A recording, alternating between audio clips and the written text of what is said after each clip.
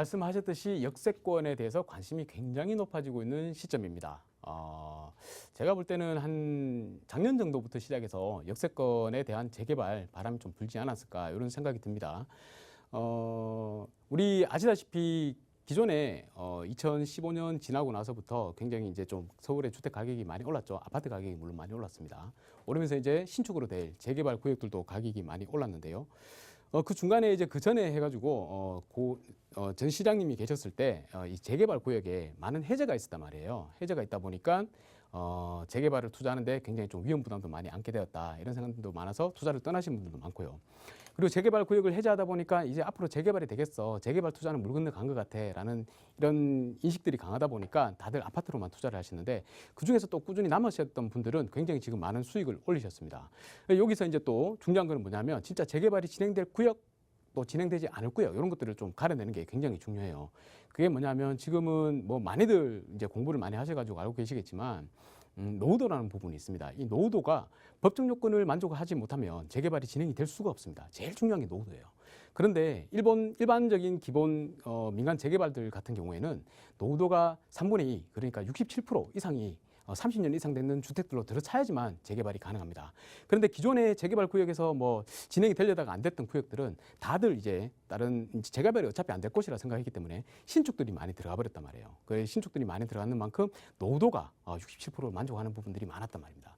그래서 재개발이 진행 못하겠다 이런 인식들이 강하고, 뭐 저 또한 그렇게 생각을 했습니다만 이 역세권 재개발이라는 게 있단 말이죠. 서울시에서 나온 조례로 보면 주택정비형이 있고 도시정비형이 있는데, 이 도시정비형 재개발이 바로 역세권 재개발입니다.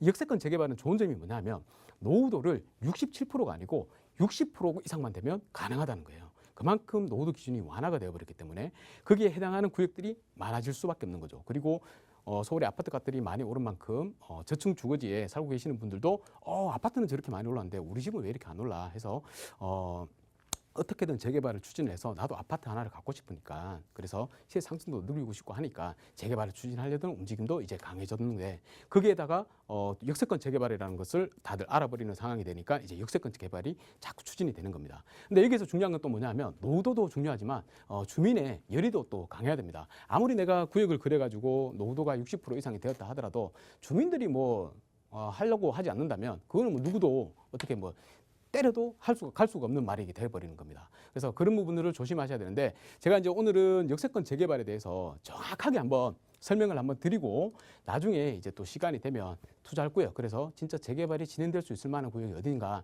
이런 것들도 한번 짚어보는 시간을 가져볼까 합니다.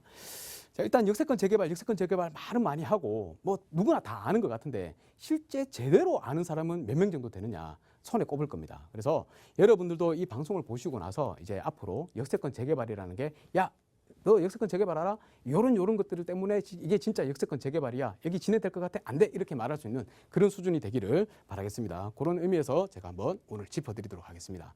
역세권 재개발이 정확하게 뭐냐, 왜 이렇게 인기가 많으냐.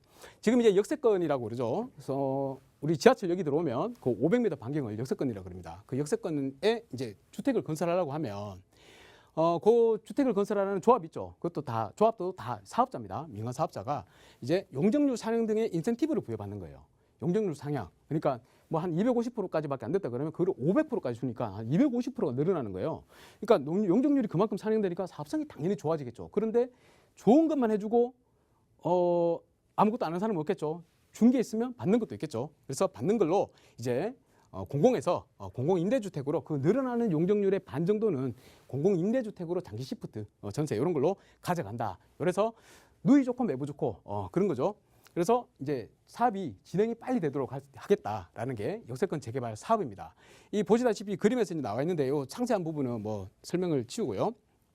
원래는 기준 용적률 여기까지밖에 못 짓는데 용적률을 훨씬 더 많이 줘가지고 많이 지을 수 있도록 해주는 거예요. 많이 지을 수 있도록 해주는데 그중에 반 정도는 공공임대로 가져가겠다. 그래도 어딥니까, 이게 인센티브로 받는 용적률이 굉장히 많이 늘어나죠. 그래서 사업성이 굉장히 좋아진다. 이거 다 일반 분양하니까 얼마나 좋겠습니까? 그리고 이 공공으로 주는 거 이것도 공짜로 주는 게 아니고 표준 건축비 정도는 다 받아내고 원가로 준다, 이 얘기입니다. 그래서 절대 손해날 장사가 아니다. 굉장히 좋은 장사다. 그래서 이제 역세권 재개발이 많이 진행이 되는 거고, 참고로 이제 사례로 하나 들면 원으로 일가에 역세권 재개발이 지금 진행 중입니다. 벌써 이제 작년에 한 4월 달에 사전검토 신청을 해가지고 지금 현재 어느 단계까지 왔냐면 정비구역 지정 공람 공고까지 왔어요. 그래서 이제 얼마 남지 않았습니다. 조금 있으면 이제 정비구역으로 지정이 된다는 거죠.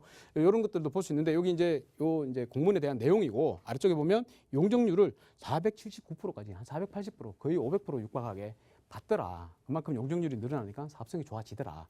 이런 겁니다. 이제 이런 사례를 따라 가지고 일례를 따라 가지고 다들 많이 재개발을 진행을 하겠죠.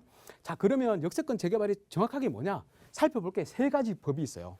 정확히 말하면 두 가지 법이고 한 가지는 운영 기준입니다.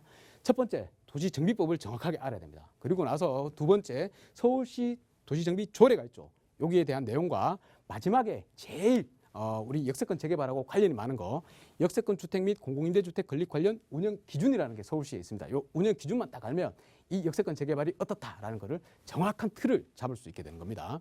제가 만약 오늘 이제 시간이 좀 많이 걸릴 건데 시간 안에 끝내지 못하면 다음에 계속해서 다음 시간에 연장해서 설명드리도록 하겠습니다. 이 도정법이 우리 2018년 2월 9일 날 전면 개정이 됐는데요. 그 전에 재개발 사업은 한 6가지가 있었습니다. 6가지가 있었는데 법이 개정이 되면서 재개발 사업이 3가지로 줄어들었어요. 그리고 마지막에 가로주택 정비 사업은 빈집 및 소규모 정비 특례법이라고 해가지고 따로 떨어져 나가버렸고 요 5가지의 내용을 가지고 다시 3가지로 만들었는데 여기에 보시면 도시환경 정비 사업이라고 예전에 있었어요. 그 도시환경 정비 사업이 그냥 일반 재개발 사업으로 통폐합돼 가지고 여기에 들어왔는 겁니다. 요 도시정비 사업은 상업지역, 공업지역에서만 진행되도록 법에 만들어져 있습니다. 이 도시정비 사업을 도시정비법을 자세히 한번 뜯어보면 아까 말씀드렸듯이 주거환경 개선 사업이 있고 재개발 사업이 있고 재건축 사업 3가지가 있는데요. 그중에 재개발 사업에 요 내용이 굉장히 깁니다. 그런데 앞쪽은 주택정비형 재개발 사업이고 요 뒤쪽이 이제 역세권 재개발 사업하고 해당되는 거예요. 아까 말씀드렸듯이 상업지역, 공업지역이라고 그랬죠. 여기에서 도시기능 회복을 위해서 개선하기 위한 사업이다. 이렇게 이제 진행이 되는 겁니다. 뒤쪽에 내용들이 더 있긴 한데 요거는 제가 다음 시간에 여러분들 이제 역세권 재개발 굉장히 관심 가지셔야 됩니다. 그런 시점이 왔어요. 그래서 뒤에서 더 상세하게, 자세하게 제대로 한번 설명해 드리도록 하겠습니다. 다음 시간 기다려 주시면 감사하겠습니다. 감사합니다.